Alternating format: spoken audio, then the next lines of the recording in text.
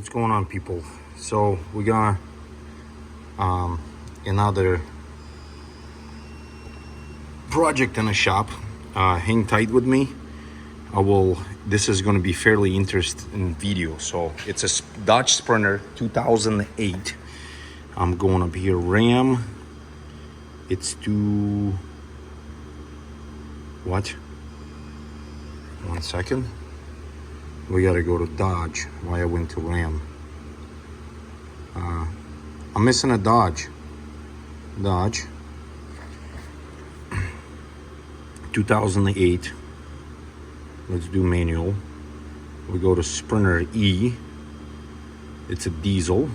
So this van has 529,000 miles. The reason I'm showing you on this, not on the odometer, because the odometer is glitching, and I will explain to you why. And this is going to be fairly interesting video regarding modulars, mobilizer, ignitions, EGR valve, mass airflow sensor, biometrical sensor, and there's someplace boost sensor, and I have another one over here someplace. Sorry, my toolbox is a mess. I got back pressure sensor. Anyways, can't find it right now. So we go to codes. I got a glow plug, outside temperature, then electrical stabilizer system, steering angle sensor, signal implicable. So I got steering wheel. So I got a bunch of weird codes. Lost communication, implicable signal. So if you get all this, so the story starts on it. Previous owner who owns this van, at his house, or I don't know, he was at the store or something he was buying, the ignition switch, which is this, it got locked in. So when he put the keys in, it would do anything. So way to check if your battery is dead, you hold this button and this button together, and that little red light right here should light up. So the little light light up, and it was opening and closing the doors. That's how you check it, make sure the batteries didn't die in it. So because the keys are apparently chipped, and everything I'm saying, don't take my word for it. This is the problem I run into, and this is just my experience with it. So he replaced this, which is a key ignition switch, mobilizer, and one of this ECM. So the interest factor about the ECMs, they both Mercedes, they both start 642. This one's 150, then it's 43 and 53, 41 and 72. So come to find out, Warren the student, this is from Mercedes Sprinter, and this is the original one from a Dodge. They look identical, same pinouts, everything. They will plug in. And this one is from a Dodge. I took it off this from a Dodge Sprinter, so it's 2008, same exact VIN number. VIN number. Same exact year, same exact vehicle, which was a Dodge with the Ram on the front. This is very important. So come to find out, the Mercedes will not work on the Dodge Sprinter. I know it's goofy because this is actually a Mercedes. In theory, it's a Mercedes van. So the problem was, we'll go back over here. Hita, I think, oh, crap, I shut the ignition key off.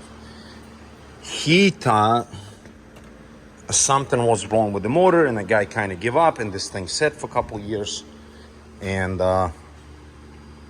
let's go back, and might as well we'll clear the codes.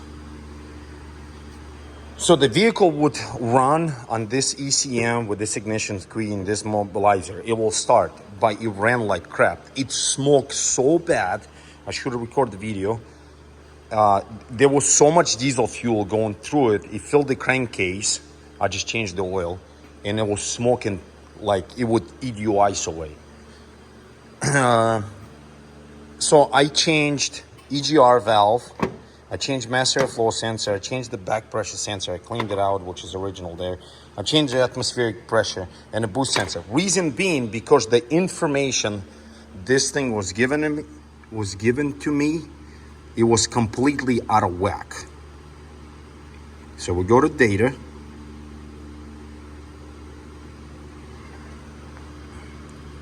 So if you have a layout like this, see, this is my outside temperature, it's 459. This is boost actuated duty cycle, which is a 95%. Boost actuated, where's my flashlight? I forgot my flashlight today at home. So it's on the back of the turbo. This little arm will goes up and down. That's what it's that for. And then your boost is HPA, which you can convert it. Right now, they're pretty similar with the intake pressure and the boost pressure. Intake pressure is this sensor.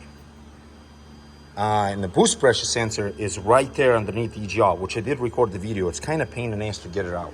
The reason being the bolt fairly same, because that's what we're measuring the atmosphere pressure, like what do we have right now. So I'm in Nebraska and we like right at 14 PSI, I believe. Like 14.9 or 14.5 PSI air pressure outside. So that's why it's reading that. But they made up the number. So what happened when I had this Mercedes ECM and all this ignition and the vehicle would start, it would look like this for a minute, and then this number, the boost pressure actuator, would go to 10. This would just make up the number as 800, and this thing would go into 300, and this thing would go exhaust back pressure. It would go like 5,000. So reason why I changed all the sensors and I changed the EGR and a mass airflow sensor, because I was thinking something is triggering and puts the vehicle in lit mode and all these numbers getting made up. So then I would go back, special function test, special function, injector programming, okay. Continue. So this is the injector codes. At this point in time, they are not accurate. That's what they actually injectors are. God dang it, what did I do with my flashlight? But right here. So on top of the injector, on top of each individual injector, right there, see those numbers? That's the numbers needs to be in here. I still didn't do it. I need to go over. I actually took a picture of the old ECM. So somehow I'm getting lost. Somehow this is the original ECM actually came with the vehicle. Somehow I plugged it in and I end up reading the information off of it. And then I put the injector information in here and I actually made it run worse than actually was whatever factory was in there. So a buddy of mine has the same exact van, so I end up rubbing all those parts, and the last thing I did, I replaced the ECM. I changed the ECM, I changed the Mobilizer, which is this, and I took his ignition switch and his keys, and voila, everything ran fine. So you understand, I spent a week and a half chasing a problem what was existing inside of the ECM. So come to find out, once again, it's just my theory. So these numbers for the injector programming, Mercedes doesn't recognize it. It will take it, but it doesn't know what to do with the injectors because it doesn't recognize the fine tune on this number, the injector coding. It has to be a Dodge. So in my theory, it's just my theory, the Dodge had their own rights on the software. So they did a little tweak over the Mercedes and they picked a couple thousand injectors with those coatings, and the only Dodge ECM will recognize and not a Mercedes. So you guys understand? I trying to get a hold of anybody who works on this thing. It's absolutely impossible to find any information on internet because I don't know, people don't much posting on this. I kind of glad I have a chance to record the videos on it. Regarding the vans, it's like, once again, it's very hard to find the info. So if your keys will lock up and the mobilizer will quit working, so I quite can't figure out, it's either mobilizer or your ignition switch goes bad and you can't turn your ignition, make sure if you go get a used one, make sure you get matching ignition switch. Mobilizer sits right here underneath in ECM from the same vehicle, and it has to come off of a Dodge. It can't come off of a Freightliner or a Mercedes because it will throw you under a bus so freaking hard you will not know what to do. Part number 10. So I called the dealer. Let me go back up here. I called the dealer and I asked him what to do on the Dodge side. When I called the Mercedes, they says, is that a Mercedes? I says, well, technically it is. So I give them this VIN number right here. And they told me, no, it's a Dodge because their VIN number doesn't recognize that we can't match up any parts to it or nothing. That's what they told me. I don't know how true it is. So I called the Dodge and the Dodge says, well, since we don't make them anymore, we don't have much experience with them, number one. Second of all, everything we can do with the ECM, it's basically a trying, but what they end up advising me is actually buy a brand new ECM, brand new mobilizer, brand new ignition switch, then a key, and obviously I think I said an ECM. And that comes down to be more than I pay for this goddamn van. So once again, if you do have a problem, your keys getting stuck, like you can't turn the vehicle, your best option is to find the used, but it has to be from a Dodge. If it's a Dodge, if it's a Freightliner, make sure it's a Freightliner. If it's a Mercedes, it's got to be a Mercedes. So if you can't turn your steering wheel, this mobilizer sits like that on the steering column. This little screw is actually possible to unlock the steering. What size is that? I got it with my two hands. So you put your Torx, I don't know exactly what size that is. It's kind of stripped out. Somebody was already here. This is the original. And you turn this.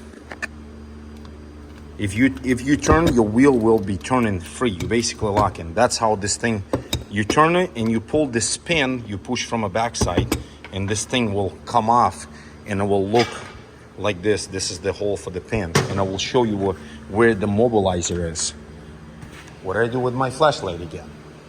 Dang it. Over here.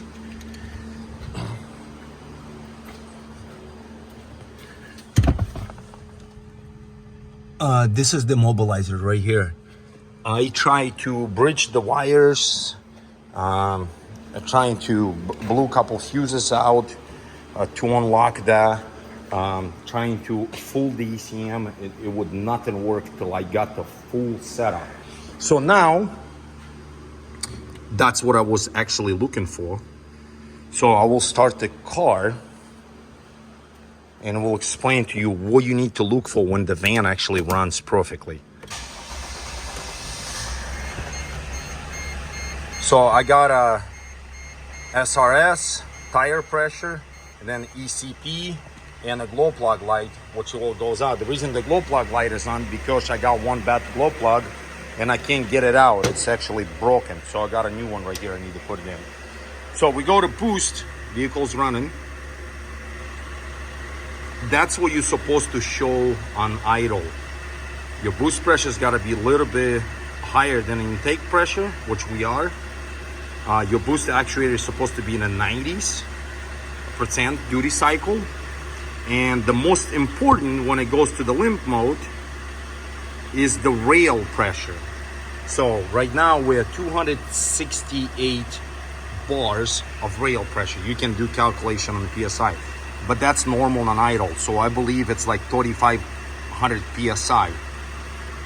If I rev the vehicle up before with all that, that number barely would go up to 600. So if you pay attention, I will rev it up. There you go. There's the engine speed and rail pressure.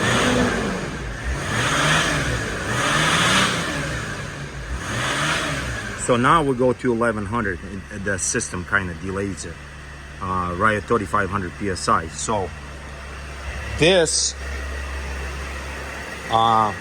when your vehicle goes in a limp mode, the rail pressure will not go above 11. It will not go above, I think, like 8 or 9 bars. So we go back here, continue, and we'll leave the vehicle, and then we go guided components information, North America.